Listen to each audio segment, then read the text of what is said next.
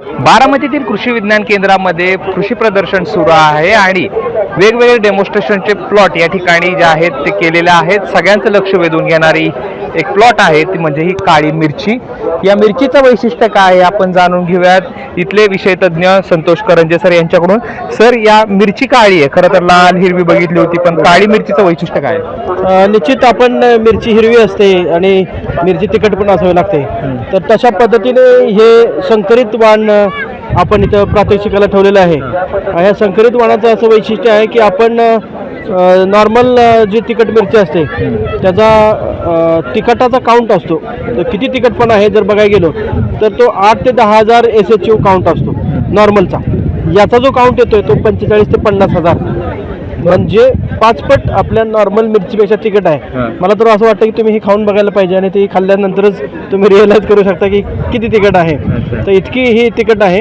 आणि सगळ्यात महत्त्वाचं इथे ज्या 5-6 व्हरायटी दिसतात त्याच्यामध्ये ही काळी तर आहेच, पण त्याची पानं पण हिरवीगार आहेत। ही बघा, ही काळी पण आहे आणि ह्याची पानं पूर्ण हिरवीगार आहेत। अच्छा, म्हणजे जशी आपली घरची मिरची ती तशी? हां, घरच्यापेक्षा आहे, कारण घरची मिरची एवढी हिरवीगार येत नाही पानाला, ही पानं एकदम हिरवीगार आहेत। आणि ह्याच्यामध्ये कीड आणि रोगालाही बळी पडत नाही। टेम्परेचर वाढलं कमी झालं तरी ह्याच्यामध्ये रोगराईला जास्त बळी पडत नाही।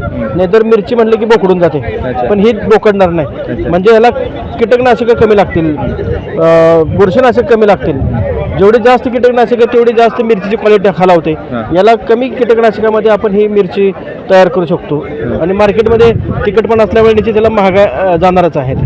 साधारण याचा आर्थिक गणित कसं असेल जर शेतकऱ्याला लावायचं म्हटलं तर एकरी किती आणि उत्पादन किती? साधारण मिरची जर घ्यायला गेले शेतकरी तर काही शेतकरी जे चांगल्या पद्धतीने काढतात 25 ते 30 टनापर्यंत मिरची काढतात।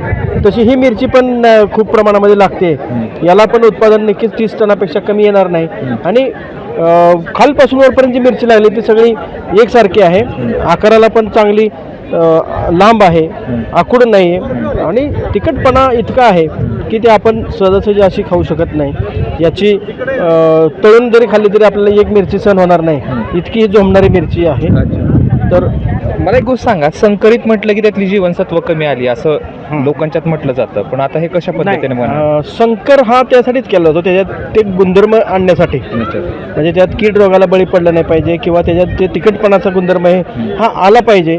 आणि त्याच संकरामध्ये ह्यांनी वैशिष्ट्यपूर्ण संकर केला, म्हणजे हायब्रिड आपण म्हणतो, जे सगळीच हायब्रिड वाईट असतात असं नाही। काय हायब्रिड फक्त आपण उत्पन्नासाठी आणतो, पण ह्याच्यामध्ये उत्पादन पण आणलंय, रोगाकिडीला कमी बळी पडते आणि तिखटपणा पण वाढवला आहे, म्हणून ही चांगली आहे। ते संकरित सगळेच वाईट असतात असं काही नाही, सगळे काही म्हणजे काही चांगले गुणधर्म असणारे काही। आता पूर्वीचे आपण संकर आणले, जसं आपण तांदळामध्ये संकर आणले पहिल्यांदा किंवा गव्हामध्ये, त्यावेळची ती गरज होती, कारण आपण आपल्याला खायला अन्न कमी पडत होतं, त्यामुळे आपण संकरित वाण आणले, उत्पादन वाढवलं। आज आपल्याला क्वालिटीची बी गरज आहे आणि उत्पन्नाची गरज आहे, त्यामुळे क्वालिटी प्लस उत्पादन असं ह्या काळ्या मिरचीमध्ये ते दिसून येतं। याचं आर्थिक गणित कसं असेल? मी सांगतो ना की साधारण लागवड केल्यापासून काढणीपर्यंत आपल्याला खतं औषधं ही 70-80 हजार रुपयेपर्यंत खर्च येईल, पण उत्पन्न जर काढायला गेलो तर आपण 25 ते 30 टन, साधारण आपल्याला 10,000 रुपये टन जरी उत्पादन मिळालं, रेट मिळाला तरी 3 लाखापर्यंत आपल्याला उत्पादन ह्याचं मिळणार आहे, जे निव्वळ नफा जास्त आहे। आणि ही मिरची 5.5-6 महिन्यापर्यंत टिकेल अशी मिरची आहे नॉर्मली, नाहीतर बोकडल्यानंतर मिरची लगेच नष्ट होते, 3-4 महिन्यामध्ये ती नष्ट होते, पण ह्याचा कालावधी 2 महिन्याने अजून वाढेल।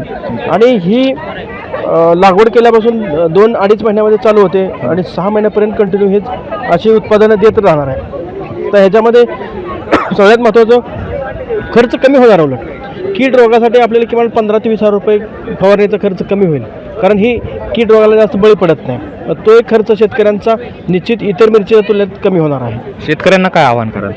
शेतकऱ्यांनी कृषकमध्ये येऊन ही मिरची पाहिली पाहिजे, इतर वाणांपेक्षा ह्याचं कसं उत्पादन चांगलं दिसतंय हे इथं पाहिलं पाहिजे आणि हे बियाणं शेतकऱ्यांनी घेऊन त्यांच्या शेतामध्ये लावावं असंच मी त्यांना आवाहन करेन। तर या ठिकाणी काळी मिरची जी आहे ती सगळ्यांचं लक्ष वेधून घेते। शेतकऱ्यांनी देखील या ठिकाणी भेट द्यावी आणि जर वाटलं तर ही मिरची आपल्या शेतात लावावी आणि उत्पन्न मिळवावं असा दावा जो आहे तो शेतकऱ्यांच्या कृषी विज्ञान केंद्राच्या वतीनं करण्यात येतोय। कॅमेरा पर्सन धीरज सह जयदीप भगत, एबीपी माझा, बारामती। एबीपी माझा, उघडा डोळे बघा नीट।